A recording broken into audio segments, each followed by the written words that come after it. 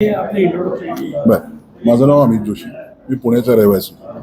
मुंबईमधल्या एका star eureka insurance नावाच्या फर्मनी माझ्याकडून मी त्यांच्याकडून काही पॉलिसी काढून घेतल्या. त्या पॉलिसी होत्या मॅक्स लाईफच्या. हा मॅक्स लाईफचाच ऑथराईज एजंट यांनी मला सांगितलं होतं की तुम्हाला 0% का 0% लोन आम्ही तुम्हाला या पॉलिसीवर देऊ. विषय हा की ते लोन कधी झालंच नाही. हा पहिला मूळ मुद्दा. पण जे एजंट आहेत, मी तुम्हाला जे सांगतोय की एजंट त्यांचे आहेत, हा शोध सगळा मी लावला. मला फोन येत होते ज्या एजंटचे, ते या स्टार युरेकाचेच एजंट निघाले. ते मॅक्स लाईफचे हायेस्ट सेलिंग तो तो हायेस्ट परफॉर्मर आहे. कुठला? मॅक्स लाईफचा. मॅक्स लाईफचा performer star eureka. Star eureka त्याचा जो धंदा करतो, मला माहीत देतो तेव्हा कसा करत होता, पण त्याच्यामध्ये त्यांनी बऱ्यापैकी लोकांना फसवलेलं आहे. कारण तुम्ही जर जाताल तेव्हा तुम्हाला रिव्ह्यूज बघता येतील. आणि जो काय प्रॉब्लेम झाला तो स्टार युरियाकडनं झाला. त्यांनी 0% लोन मला प्रॉमिस केलं, जे कधी आलं नाही. त्या पॉलिसी काढून घेतल्या. तर माझ्या पॉलिसी ज्या काढल्या गेल्या त्या माझ्या इन्कमच्या 5 पट आहेत. माझं इन्कम जर 1 रुपये असेल तर त्यांनी 5 रुपयाच्या पॉलिसी मला दिल्या. आता हे सगळं जो प्रकार आहे, हा कंपनी इन्शुरन्स एजंट ह्याच्यामध्ये काही ना काहीतरी कुठं ना कुठेतरी देर इज सम अंडरस्टँडिंग का काय म्हणायचं मला माहीत नाही. पण हे दिल्याच कशा गेल्या, हा माझा पहिला पॉईंट.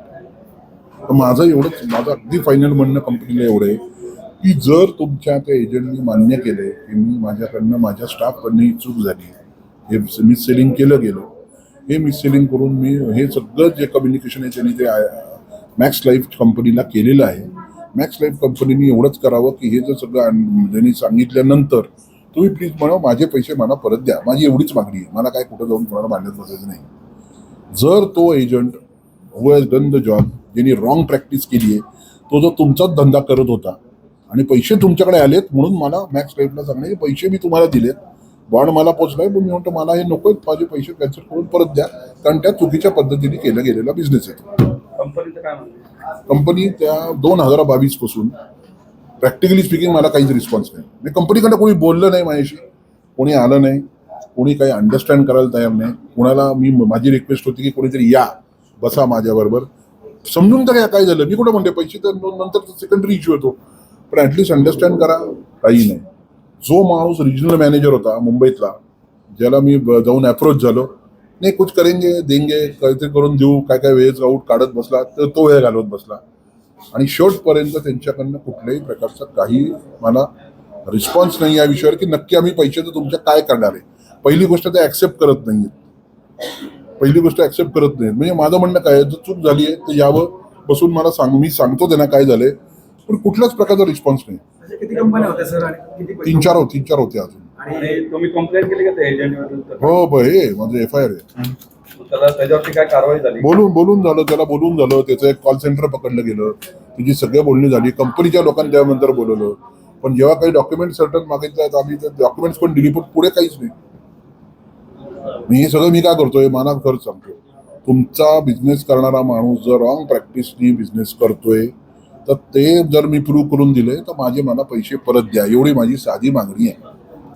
हा जर माणूस मी म्हणलं तसं बिहारचे कोणतरी झाडावर बसलेले असते, त्यांनी फोन बंद केला असता, मी अक्कल खाती सोडून टाकला असता विषय की आपण फसलो.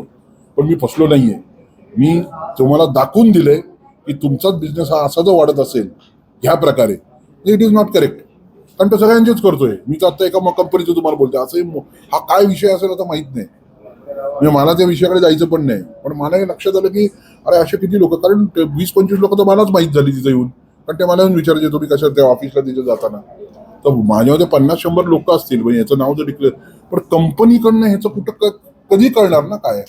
हा जो बिझनेस होतोय असा, हा मी हानी केला म्हणून म्हणत नाही, पण हा जो बिझनेस होतो असे काहीतरी फॉल्स हे टाकून, याचं ट्रॅकिंग कुणाकडे आहे? कोण याला हे करतं? म्हणजे हा बिझनेस जेव्हा कुणाकडनं ट्रॅक केला जातो आणि हा कसा मॅप होईल माहितीच नाही. बाकीच्या कंपनीने पैसे परत दिले. ज्या 3-4 कंपन्या होत्या त्यांना वस्तुस्थिती सांगितली, कशा प्रकारे यांनी केलंय त्यांनी समजून घेतलं. त्यांनी 1.5 ते 2.5 महिन्यात माझे पैसे परत केले.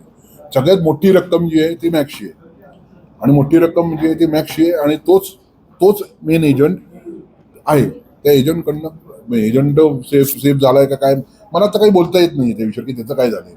पण माझं म्हणणं आहे, तुमचा एजंट मी जर तुम्हाला पकडून दिलाय चुकीची गोष्ट करताना, तर तुम्ही मला पैसे द्यायला रिलक्टन्स का तुमचा एवढा? मी कुठं काय मागतोय? मी फक्त म्हणतोय तुमचाच माणूस चोरी करताना पकडलाय, सगळे प्रूफ दिलेत, त्यांनी ॲग्री केले, बरं त्यांनी तुम्ही अजून म्हणजे काय म्हणजे मला माहित नाही. मी जसं म्हणलं इन्कमच्या 5 पट म्हणजे माझा 10 रुपये पगार तर तुम्ही 50 लाखाची पॉलिसी कशी काय 50 रुपयाची पॉलिसी कशी काय देऊ शकलात. तर हे सगळं जे तुम्ही केलं ते काय आहे. मग तुम्हाला हे सगळं आहे म्हणून येतं काय. तरी माझं काही म्हणणं नाही.